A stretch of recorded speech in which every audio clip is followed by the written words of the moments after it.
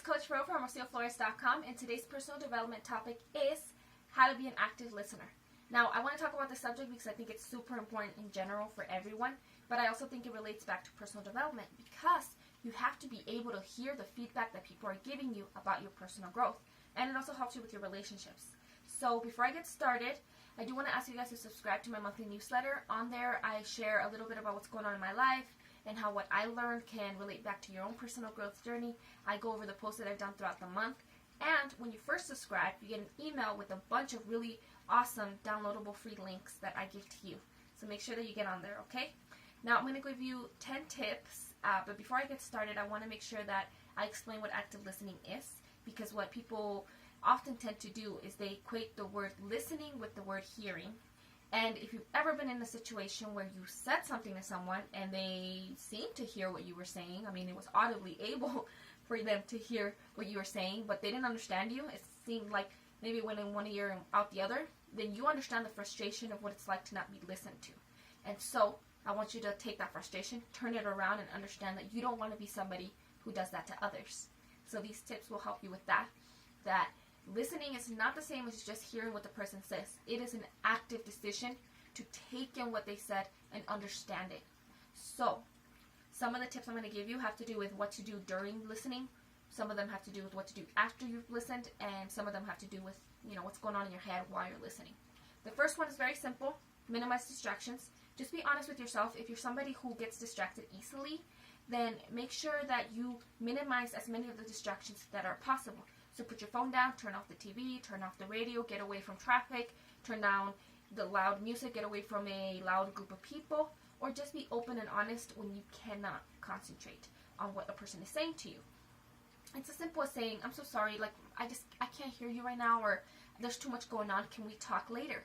Because that gives the person the power and the ability to choose to do that. To say, you know what, they can't hear me right now, this is too important to try to yell out, so I'll just say it later.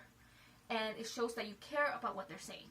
So just make sure that you minimize distractions. The second tip is to make eye contact, and this is different for other cultures, but for more of like the American etiquette, making eye contact is just not rude.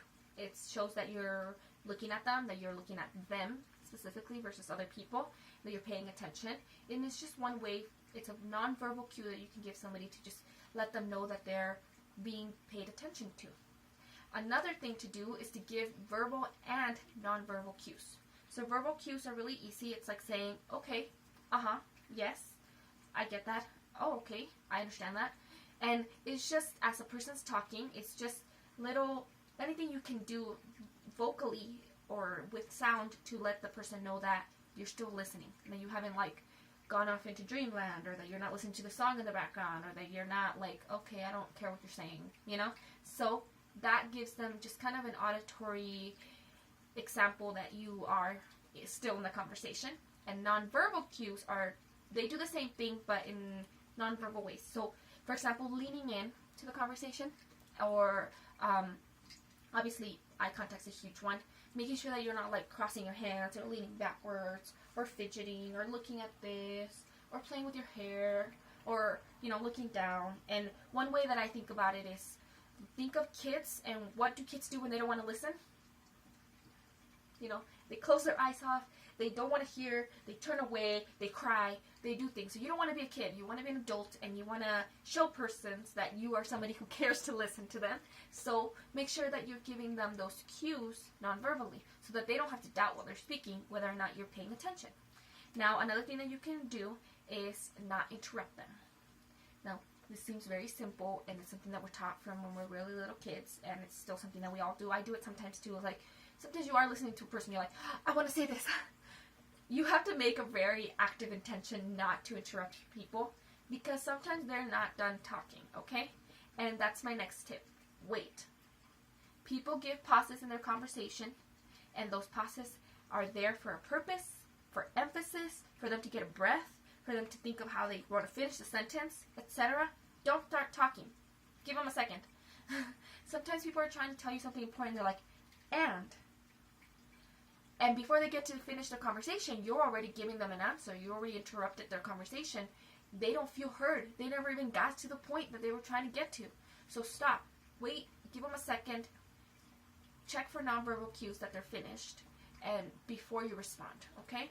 Now, when you're responding, first of all, you want to think about what you want to say. When you're giving that response, you want to make sure that you understood them first before you give anything that has to do with you, right? So a first tip to do is to restate what they said.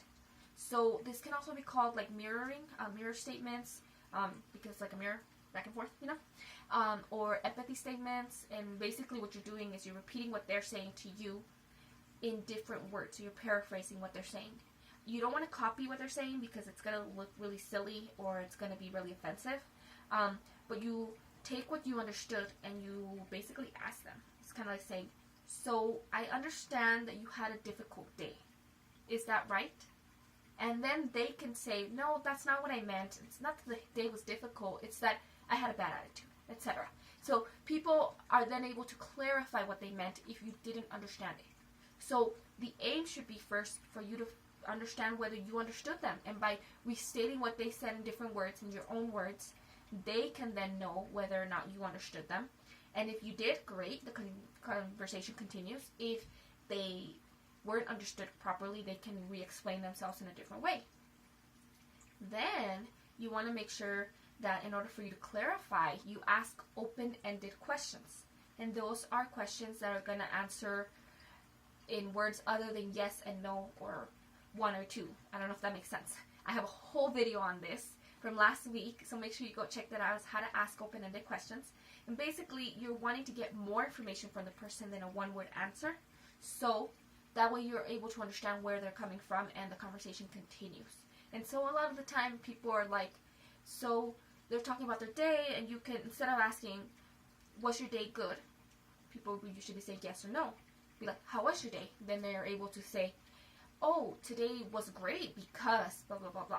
So that helps the conversation. Another thing and another way to respond is by using I statements, especially if you're trying to give a response that has to do with your own thoughts on what they said, right? So let's say you already understood what they said and you already asked questions to kind of clarify where they're going. Now you want to give a statement. You can say, I feel like, etc. Or it's my understanding, or I am thinking that you're trying to say this. And by using those I statements, you're taking on the responsibility of what you're saying, not them. So you're not saying that they made you think this, or that they made you feel this way, or that they meant something that they didn't mean. You're saying, this is what I understood. This is how I'm taking this. Because again, then they're able to clarify what they're saying to make sure that they're being understood the way that they're trying to be understood.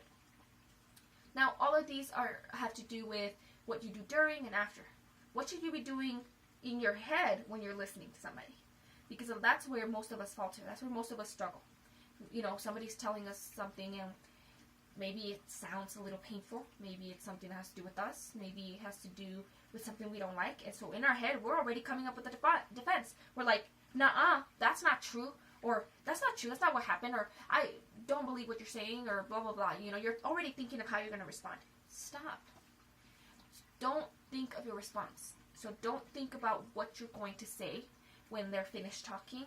Don't think about what you think about what they're saying. Don't think about your opinion, your advice, your judgment, or even your agreement. Just listen. When you're listening, then you can understand where they're coming from. Only once you understand where they're coming from and you've clarified what they said, can you think about, okay, so what does this actually mean? Because a lot of the time when we think to respond, we're not listening to what they're saying to us anymore.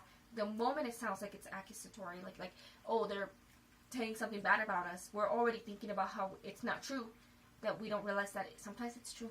And this is the huge part of personal development, because sometimes people are going to give us feedback like, hey dude, you've been doing this lately and it's been bothering me, it's affecting me in this way.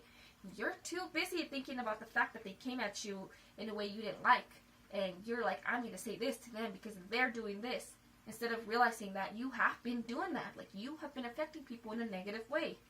So don't here to respond, here to understand, right?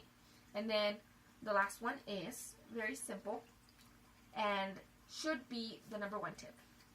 Have an intention to understand the people. It's the whole basis of active listening. if you start every conversation with an intention to actually hear what the person's saying and to actually try to understand it and to try to see what their point of view is and to try to see what is and isn't true and understand what they mean if they are saying something that you don't agree with, only then can you have really good conversations and have good relationships with people and learn from what people are telling you and grow and change. So have an intention that you're going to try to make sure that you understand what people are saying.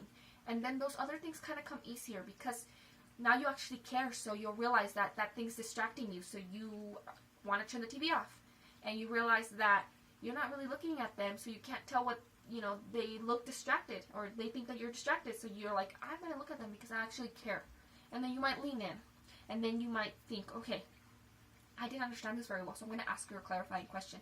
And then you want to be like, okay, so did I understand this well? I feel like you said that I do this. And is this what does that mean? Blah, blah, blah. And then you have a good conversation because you care. And in general, relationships work when people care. And so be really honest with yourself if you don't care, because if you don't care, that's a whole other issue that you have to address that will affect your relationships. And so it's something to think about. So hopefully these tips help. So minimize distractions, make eye contact, restate their words, give verbal and nonverbal cues, use I statements, ask open-ended questions, don't interrupt, wait. Don't think of your response ahead of time, and have that intention to understand people. Hopefully these tips help you. I think that it will make a huge difference in your life in general, for anyone. I swear, if you just know people in general, you should tell them that they need to do this, because it'll help you in general with relationships. And everyone has relationships, whether they like them or they don't like them. So make sure that you share this with people if you feel like they could help them. And thank you so much for watching this video. Please let me know what your experiences are with active listening or with non-active listening in the comments below. Thank you so much for watching. I hope that you stick around and watch future videos, and have a great, wonderful, blessed day. Goodbye.